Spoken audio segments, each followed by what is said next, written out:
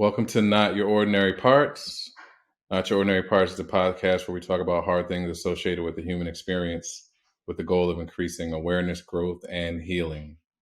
You may hear information from professionally licensed therapists, life coaches, healers, doctors, etc. This information is not medical advice or therapy and is not meant to replace actual therapy or instructions given to you by a doctor or a medical professional or therapist. I'm your host, Jalon Johnson. My guest today is Marina Vile. Marina is a licensed mental health therapist that specializes in working with trauma and couples. Marina holds a master's in clinical mental health from East Tennessee State University, and she received her bachelor's from University of Missouri, St. Louis. Marina believes that navigating trauma is complicated and that navigating trauma, triggers, and the daily stressors of life with a partner is downright difficult. Marina works with individuals and couples navigating trauma because she believes that we all deserve to live lives not defined by the things that have happened to us. So, Marina, welcome to the show. Thank you so much for being my guest. Yeah, thank you for having me. I'm really excited to be here. So I gave a brief introduction of who you are, but so that the audience can have a better understanding of your background and your story, would you please give us a little bit more of information about yourself? Yeah, should I start with my professional or would you like me to talk about my personal first? Whichever you prefer. Okay, yeah, so I specialize in trauma. I have my master's in clinical mental health, like you said, and my bachelor's in psychology and education, University of Missouri, St. Louis. Um, I got into this work because I just honestly have so much trauma myself, and felt like, really felt like it was kind of the work that I couldn't not do, rather. So I have spent um, several years now working as a therapist, and I love it so much. I work with a lot of abuse, and relational abuse specifically. So it can be domestic violence, sexual assault, emotional abuse, narcissistic abuse. And I work with couples who are navigating that in their lives as well. Um, yeah, it's really amazing and beautiful work. And I feel like every day that I meet with people and hear their stories and see the connection with my story, I feel kind of more healed and just that connecting piece and the healing that they get through those conversations, but also I get through those conversations. So yeah, that's a little bit about me. Thank you for that. Um, Yeah. Also, being able to acknowledge that working with your clients and helping them also helps you, I think, shows that it is healing for everyone involved. So I'm glad you mentioned that. Yeah. It's really beautiful and it's really healing. It's really beautiful to see people heal. Okay, so one thing that I saw when I was researching what you do was that you listed or mentioned your story on your website, and I was blown away by the fact that you said that you didn't sleep through the night for the first time until you were 25 years old, and that was because of some of Mhm. the trauma that you had experienced in your life. So, Yeah. um, can you please talk about what it took for you to be able to have that first night's sleep, and what was preventing you Mhm. from being able to sleep through the night for sleep through the night, a full night until you were 25? Yeah. When I was 25, so I had started therapy when I was 17. um, just because I was having awful nightmares. Um, and it's really a funny story why I started therapy myself. But let me tell you a little bit about why, like how I was able to sleep through the night, and then I'll go back. Um, so I was working as a therapist already, and I was doing my trauma work. Um, and I decided that I was going to do a training in EMDR. And at this time, I was still not sleeping through the night. I was waking up. I used to wake up like every hour at least, just terrified. Um, and I would look around the house and make sure nobody had broken in. I was just so scared all the time, honestly. Um, but I went to this EMDR training, and at a lot of the therapist trainings, I don't know if you know this, but at a lot of the therapist trainings, they practice it on you. Um, so it's like a week-long training where half of it is learning it and half of it is practicing it. And you practice it on somebody and they practice it on you. And I, my goal for this, my picked out goal in my EMDR training was safety, just having like a felt sense of safety. And so um, that was what we processed, and it was really heavy and really like got to the root of my trauma.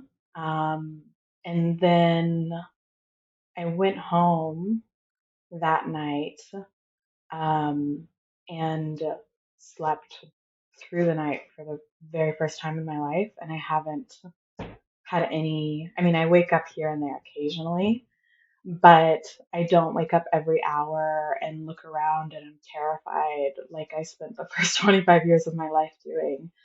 And it's been really, really amazing. Um, but going back on why I struggled so much with sleep, there were so many reasons to be honest, but really, I mean, that felt safety was a really big one because um, I grew up extremely poor, and like no running water. There were like it's a running joke in my among the people who know me best that there were raccoons living in the house with me, um, and we would. There were a few times even where like would find baby raccoons sleeping under my pillow, and they would like scurry away. So very, very poor, um, and really not very safe in that environment. And that was my whole life. But when I was really young, I think what really made it so hard for me was that because I grew up in a in a home where there was neglect, where there was emotional abuse, I was in a lot of danger. And starting at a really young age, um, at 5 years old, I was sexually assaulted. And so it really kind of set the path for my whole life of just really struggling to feel safe in my body, to feel like I was protected in the world, because the truth of the matter was that I wasn't. And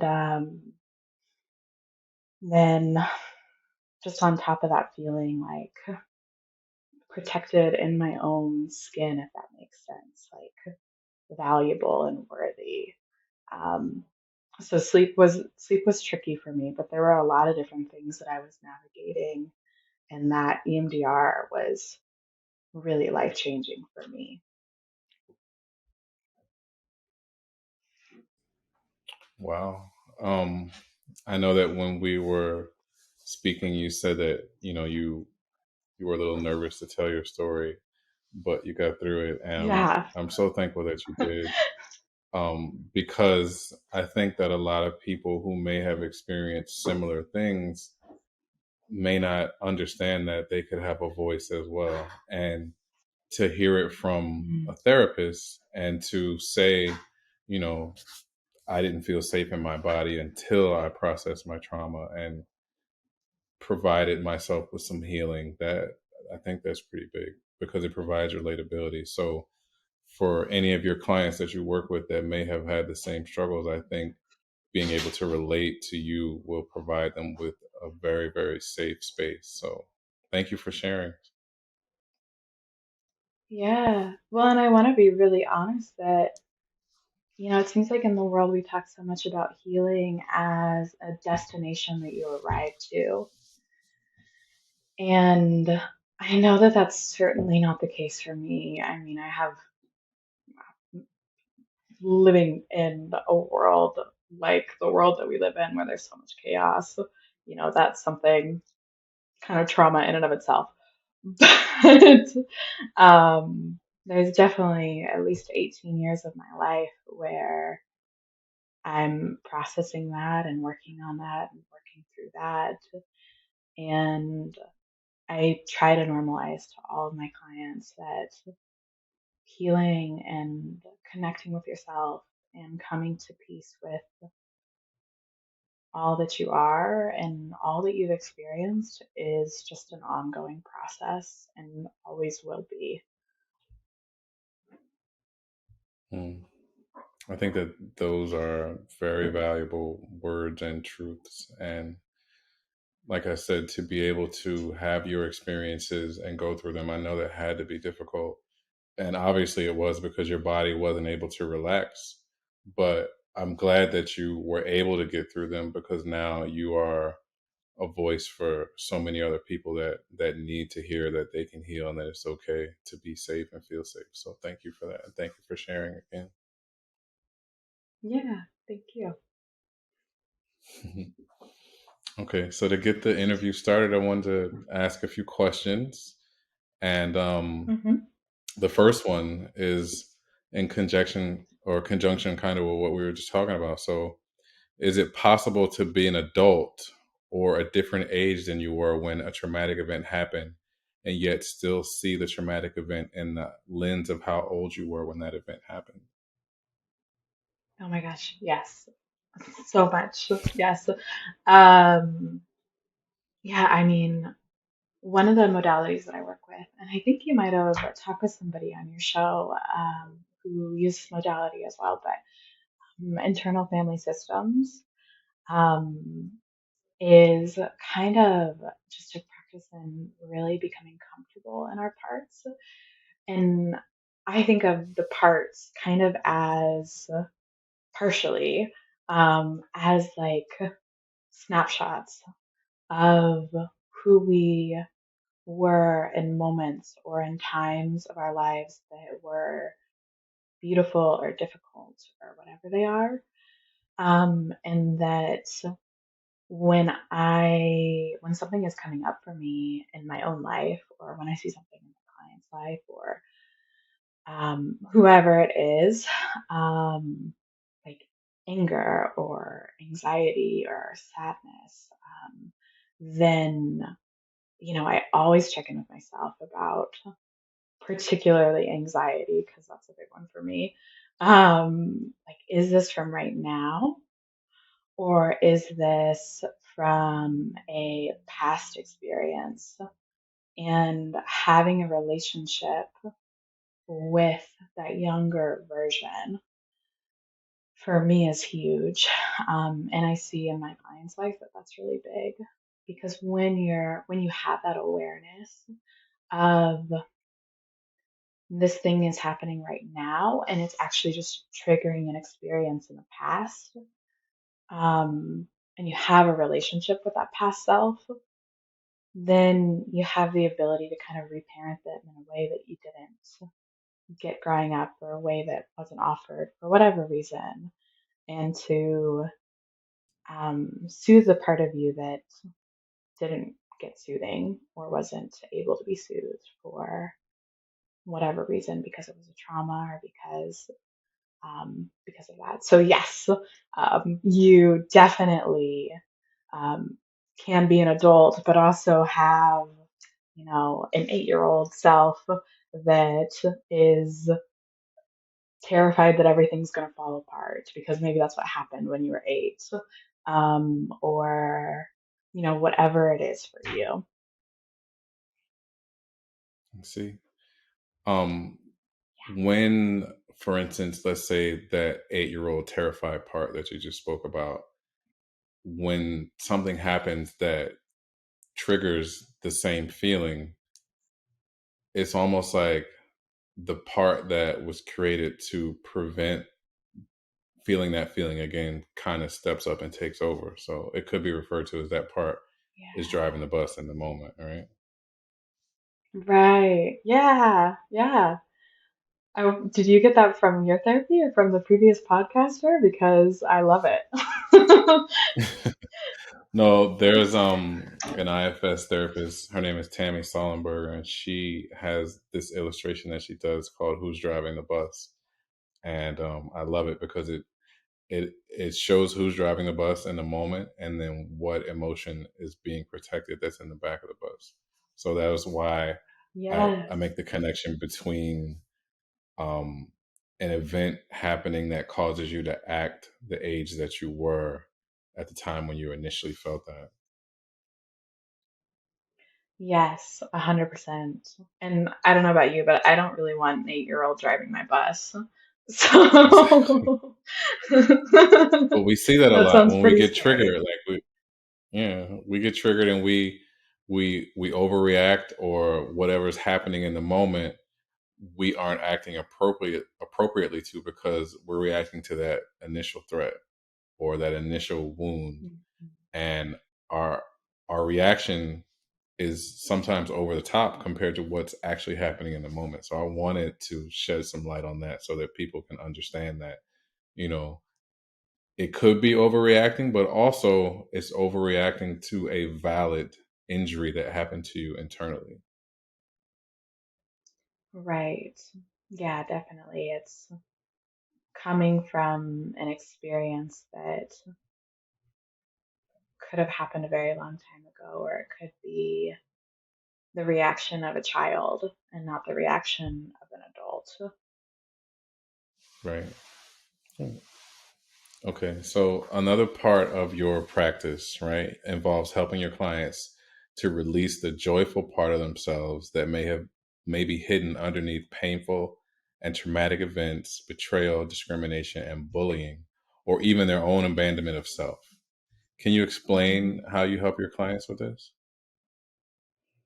Yeah, I mean, definitely the first piece is processing that trauma, of course, and getting back to a place where you feel safe.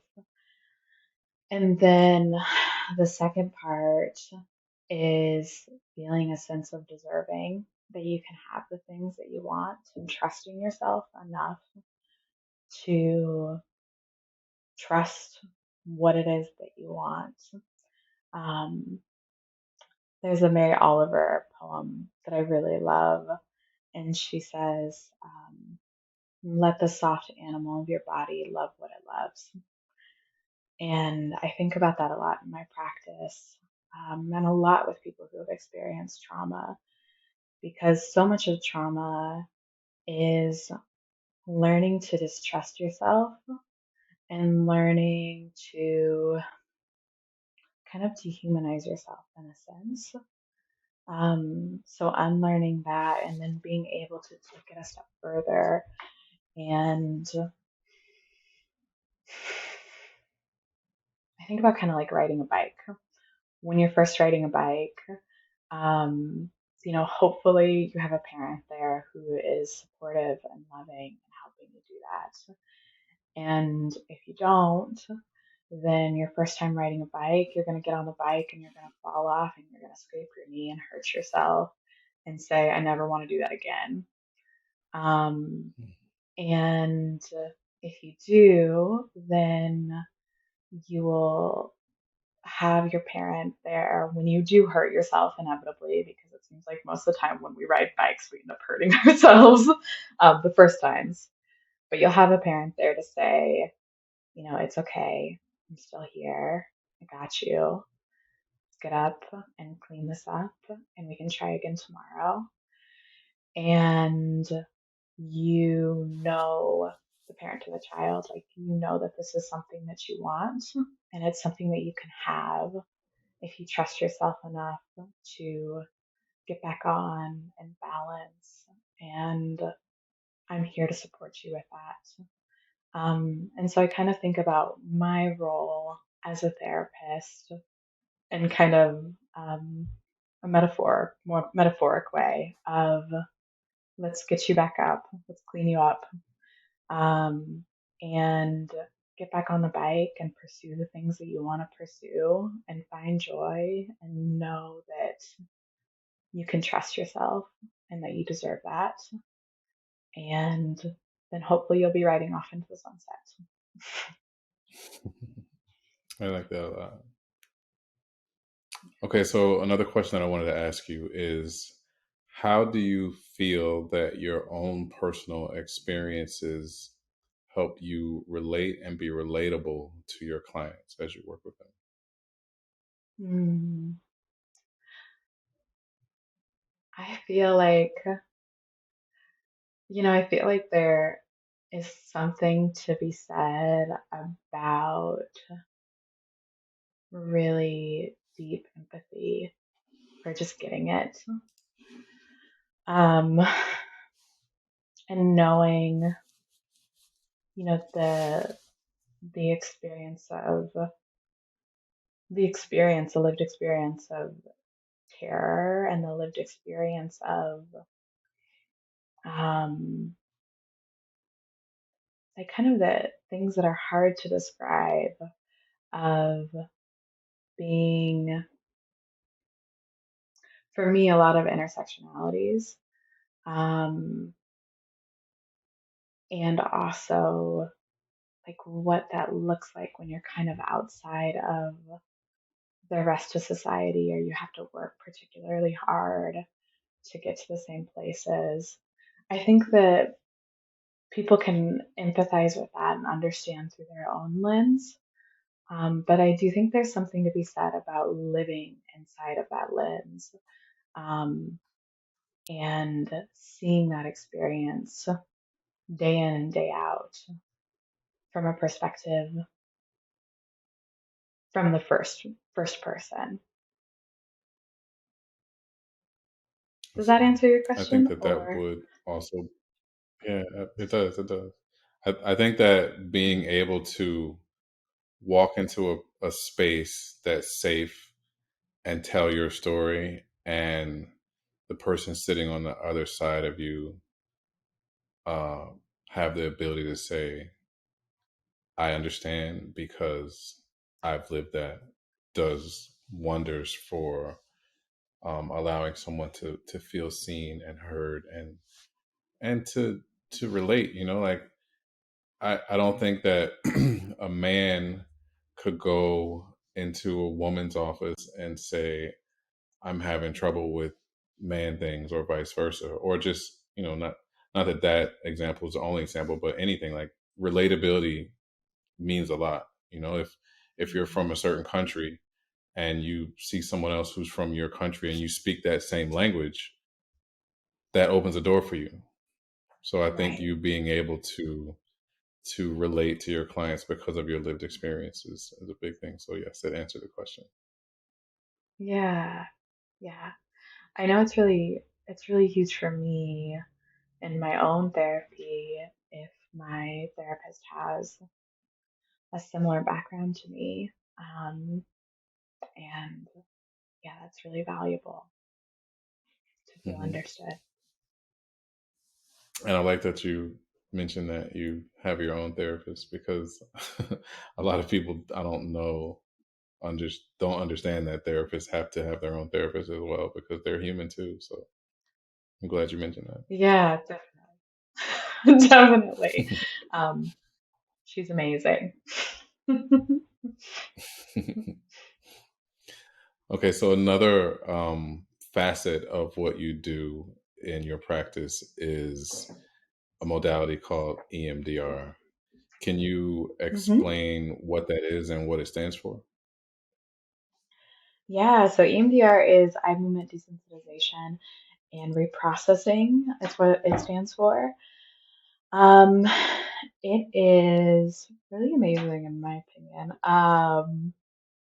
And basically, what it does is it really gets to like the core parts of your brain where a lot of trauma is stored. So your amygdala, there's a lot of um, can be a lot of dysregulation there. Um, and then there's just a lot of trauma stored in the part of our brain that holds things more in kind of pictures and images and moments rather than kind of a cohesive story. And so EMDR really does this amazing thing where it kind of forces the information in our brain to um, sort of uh, reprocess to instead of being sort of stuck, it kind of forces it to come out of that stuck place. And then our whole brain understands what happened to us and understands it a in a larger perspective. Um, so um,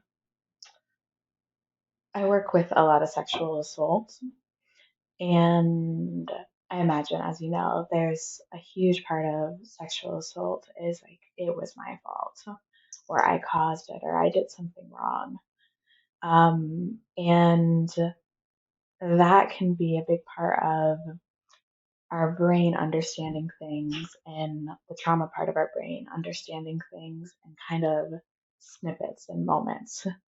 Like there was a moment here where I could have said no and I didn't say no. And so what EMDR does is kind of pull it out of the snippet, out of this moment, and pull it into a larger picture of okay, maybe there was a moment where you could have said no. And what's also true is that other people have the capacity to read our body language. Other people have the capacity to see nonverbal communication that says that we're saying no. Other people understand that this interaction isn't okay because you didn't say yes because they're an adult and you're a child because of so many different reasons. Or because maybe you didn't say no because you were terrified that, they would hurt you and you're not as powerful as them. So it can be, of course, so many different things depending on the person, depending on the story, but it pulls it out of that snippet and into our more just larger picture part of ourself that sees it for exactly what it is and understands it in a grander scheme, if that makes sense. Yeah, it does. It does. Um, it sounds like it's a really great method of therapy. It's amazing and I've seen so many people just make improvements with it that they haven't made in talk therapy. Talk therapy is also wonderful and I am love talk therapy. But I've seen people be able to really move past things and, a month of EMDR that they really struggled with for a year of talk therapy. So it's really fast and it's really effective in that way. And I should go back and not say move past things because that's not really the way that trauma works, but move kind of through things and come to a different understanding of them. Thanks. Got you. So EMDR is one thing that you do. You also mentioned IFS. I'm not sure if do you practice IFS Mhm. as well? Okay, cool. Yeah, I Um, use some IFS so in I my practice. could, but I think talk therapy, IFS, and EMDR are those three can probably get somebody some healing pretty fast. Yeah, yeah, it's really amazing, like what the different modalities can do, and just seeing what each person needs, being able to show up for them in the way that they need. Right. Okay. So I saw one of your posts that said the place you feel most disempowered is the exact place you're most powerful. And I wanted to know if you can kind of break that down. Yeah. Well, I feel like when you go through a hard experience, or when, you have those lived experiences, you really, with trauma, I think of trauma as being alone and really being dehumanized. Um, however, however that looks, and the kinds of trauma that I work with. And it feels so powerless, um, to have your rights stripped away, to have your just basic respect stripped away. But once you break away from that, whether it's, an abusive relationship, or it's um, assault, or it's um, uh, community trauma, or um, homophobia, or racism, or whatever it is, um, you have the strongest voice to be able to create the most change in that place, in our world, and in our society. Um, and if you use that voice and stand up to the powers that create the circumstances that you lived in, whatever that lived trauma was, then you really do have the power to just create extraordinary change, and see things from a different perspective. Um, so I guess in a way, kind of like talking about, I think the scapegoat is an easy example. The scapegoat is the person who experiences the hard thing and then speaks out about it. And the scapegoat in families often becomes the really powerful person that speaks up against horrible injustices.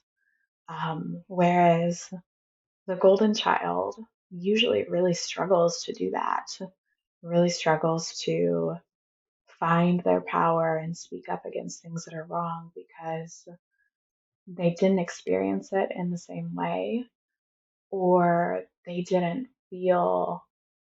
understand how powerless, how painful powerlessness feels.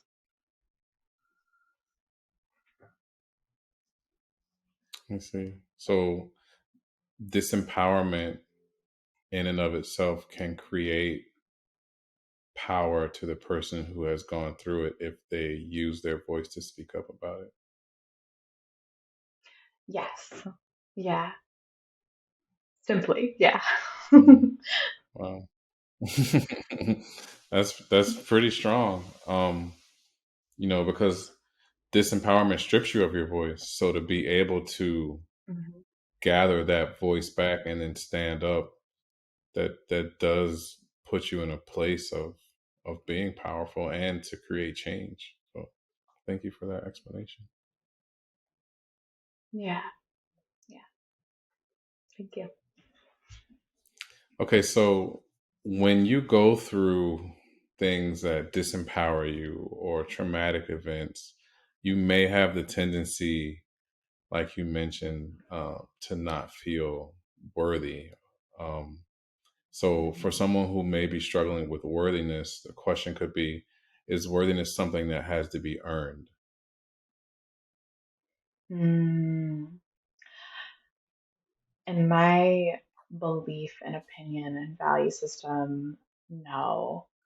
Um, I believe that it's not that we don't lose our worthiness. We don't earn our worthiness. What I think is more true is that when we get disconnected from our worthiness and from just our innate value as a person, that's when we start doing things that are really unaligned with our innate worthiness, if that makes sense. Um, like if you don't feel valuable, then you'll hurt people or you'll do things that um, you wouldn't otherwise do and come from a place of wounding, I guess. Um, so I believe that at the core of who we are is just really beautiful, loving people who are innately worthy. And a lot of the work that we have to do in life is getting back to that person, um, and believing that that person is deserving and is worthy. Mhm. I agree with that 100% for sure. So let's say someone is struggling with worthiness, right? They've been through traumatic Hmm. events. They've had a lot in their life that has made life difficult, and now they get to a point where they get a partner, they start a family, and they become a parent. Can being a Mm-hmm. parent in and of itself be triggering? Oh my gosh. Yes. It is a huge trigger for people. Um, I think that we look at kids and most people look at kids and they're like, oh my goodness, you are obviously so worthy of love and connection and beauty and joy and all of these things.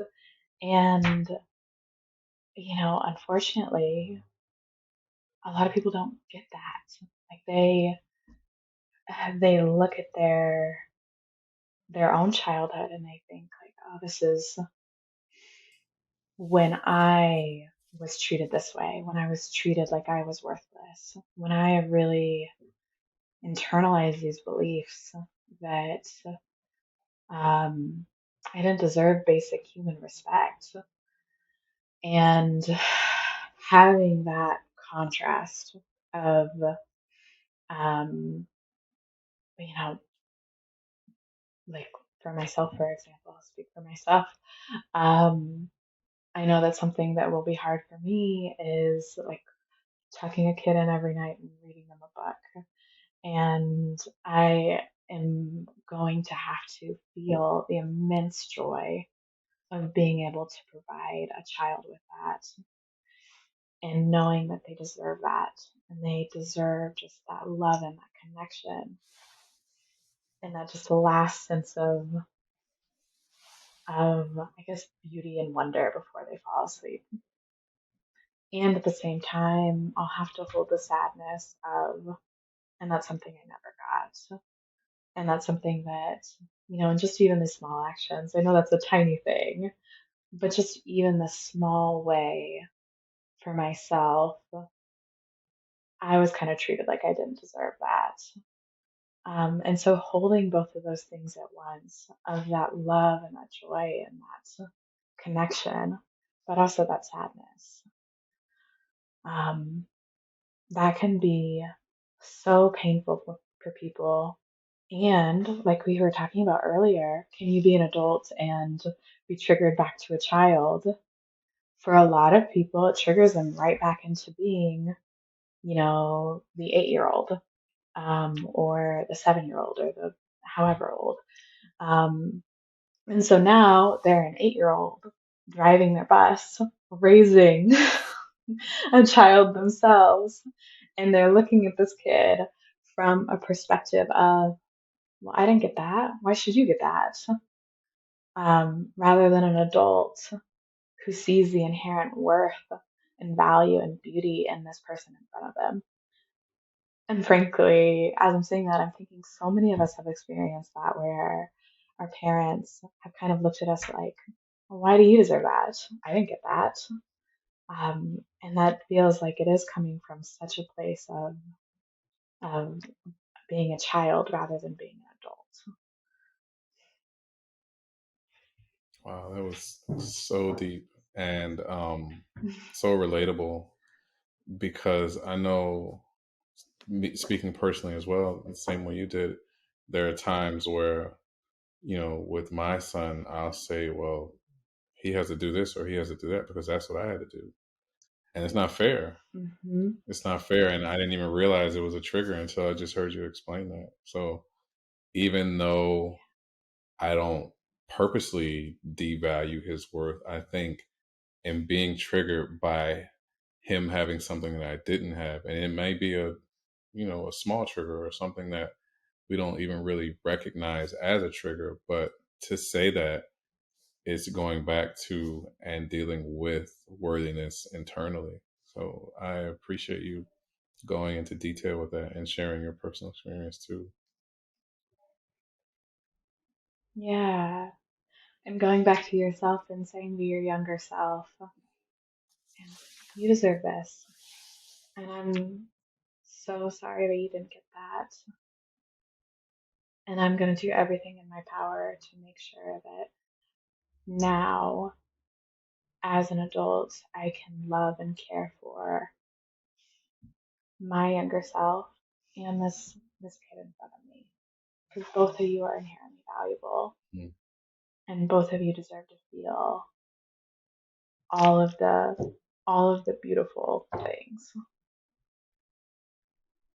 Wow, that's so good. I think a lot of people will relate to that, and if it can be received in their bodies, they will appreciate it and feel it deeply too. Because I know I just did, so I appreciate that. Yeah. Okay, so let's say someone is dealing with these aspects of worthiness that we talked about, right? Should Hmm. someone's personal view of worthiness or whether they are worthy of love, because someone else can't see it, affect their ability to feel loved and seen and heard? Mm.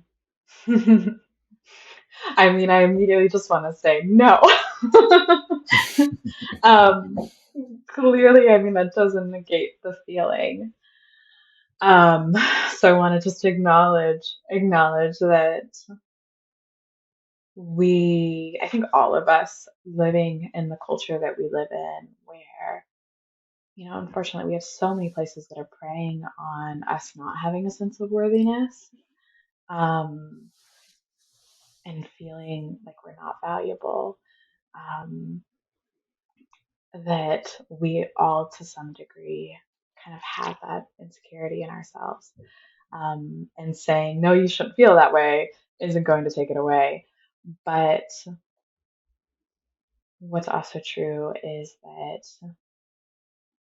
that there is inherent value in all of us, and there are people who will see our value, and taking time to unpack the messages that other people give us about ourselves. Um, and I think for myself, it's really valuable to deconstruct that and see, like, what is that rooted in? Um, what is this person having power over me, making me feel like I'm not valuable? Is that rooted in, their own trigger? Is that rooted in sexism? Is that rooted in um, homophobia? What is that rooted in? And that really allows me to step back and see. this person is coming from their own hurt. This has nothing to do with me. And to step into my own worth and value as a person.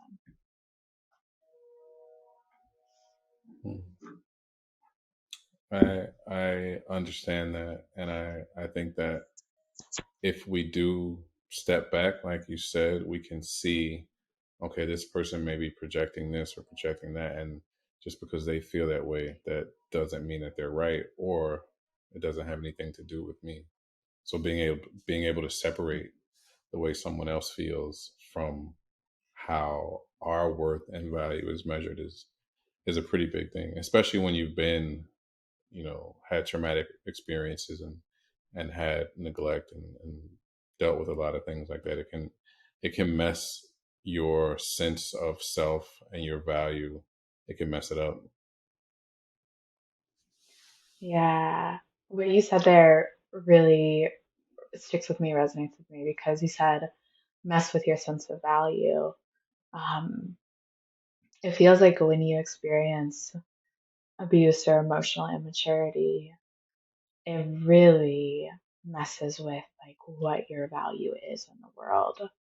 Um, and what your value system is. Like your value system growing up in an abusive family is people having power and control over other people. And so having to kind of come back to your own value system, like that's not what I value. I value having power with people. Or again, since I work with a lot of sexual assault, I think about like people who have experienced sexual assault. Your value is a body that can be sexualized and can be exploited. Um, and stepping out of that, like that is not my value in the world. My value is whatever I decide my value is, and then really grounding yourself in your own value system rather than the value system that you were given through whatever means. I see. That again is some really great advice because, like you said, you kind of make yourself the things that you've been through internally. And when you can say to yourself, I'm not this experience or that experience, I think it allows you to separate from it and then see your worth. So thank you for that again. Yeah, yeah, thank you. What are some means or methods of emotional abuse or emotional neglect? Since we've talked about the results of those things, how can someone be able to say, okay, pinpoint certain things that may have happened that can be something that they can recognize as emotional neglect or abuse? Mm, I love that you're using emotional neglect as well because I feel like that's something that goes really untalked about is emotional neglect.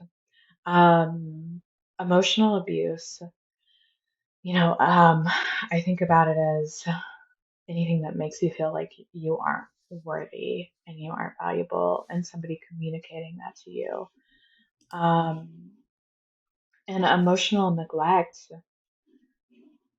I mean, emotional neglect at its core is not having those emotional needs met, the need for connection. Um, so that can look so many different ways.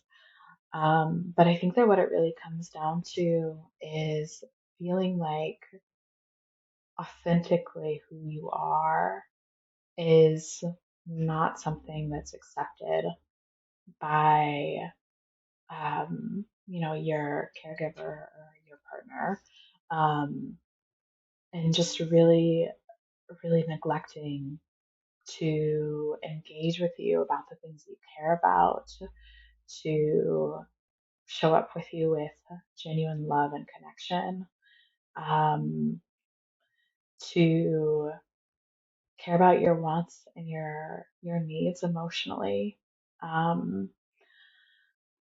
I think kind of easy example of that I'm thinking of is like, coming to your partner, for example, and saying, I really feel so loved when you give me a hug when you come home.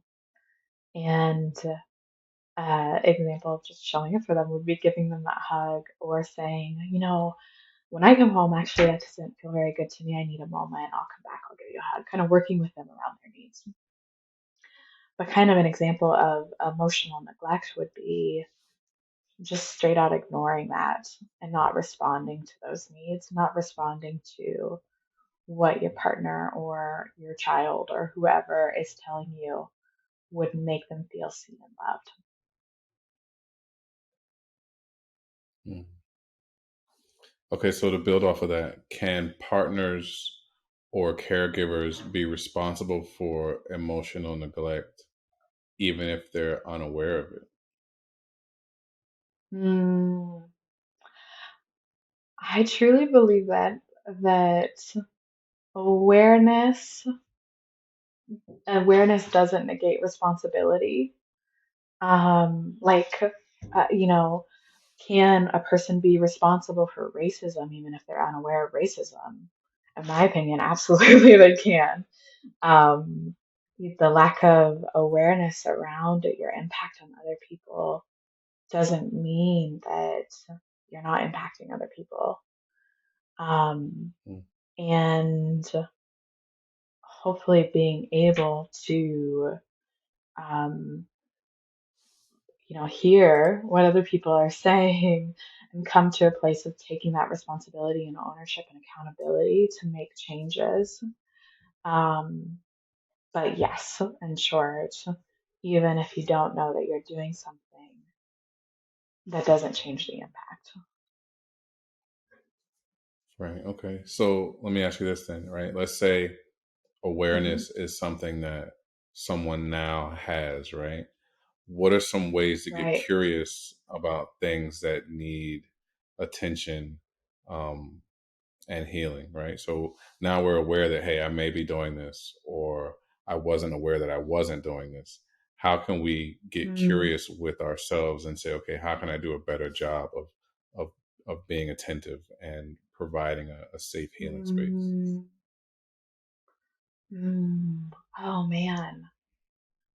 My first inclination is to say, like checking in with yourself and saying, why was I not doing that? Why was I not attentive? Um, was it because, you know, oftentimes it can just be for reasons like, oh, I had a really busy day at work and now I'm exhausted and I didn't communicate that as well as I could. So what am I going to do differently in the future? That can be one reason. But it can also be I didn't feel like that was a reasonable ask because in my own experience, that would have never been a reasonable ask. If I would have asked, um, my partner's coming to me and saying, could you please hug me when I come home? It makes me feel so good and so connected. But for me, if I would have said that to my parents, they would have laughed at me. Um, Mm. and so checking in with yourself and saying, why do I not feel like I can respond to that need? Or why do I not think that that's a valid need? Or why does my brain not even register it?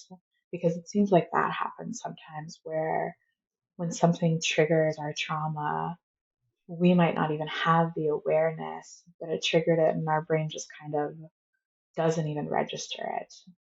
Um, so, yeah, just coming back to why was this hard?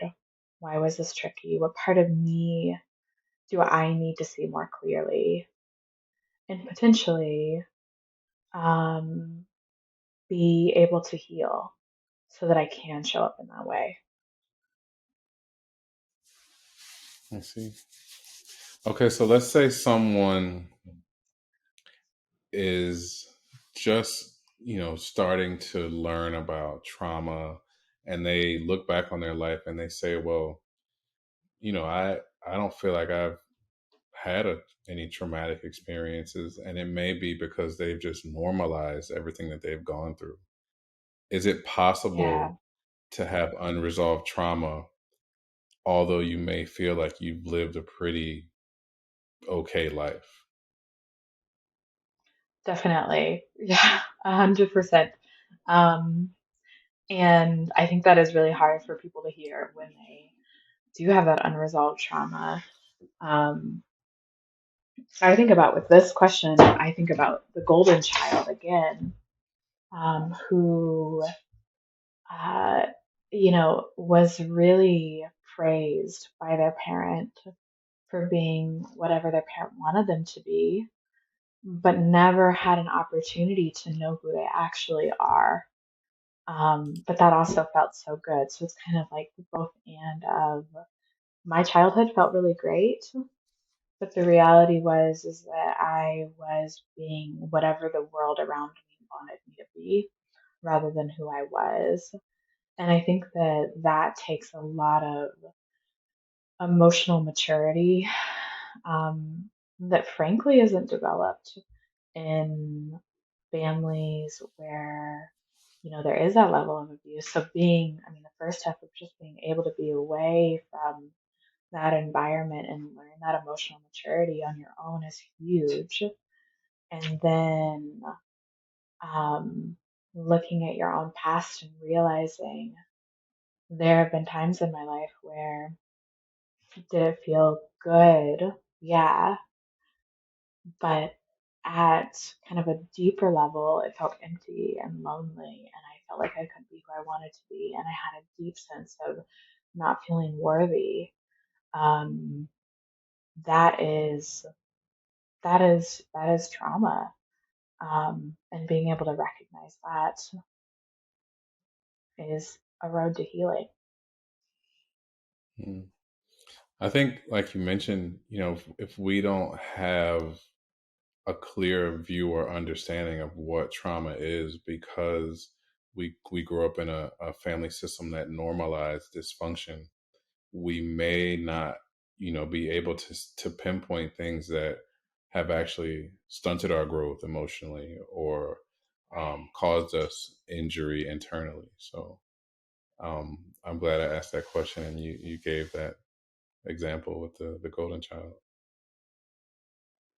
Yeah, yeah, and you were talking before we got on the call. You were talking about um, emotional immaturity, and yeah, it's so tricky if your parents are at the emotional level of maybe a teenager to grow past that and then see the ways that they didn't provide you with the tools that you needed to have worthiness and connection and joy in your own life, or the way that maybe you felt really alone. Yeah, it can be really tricky to do that, but it's also really important. Very important. I agree. Okay, so last question. Okay.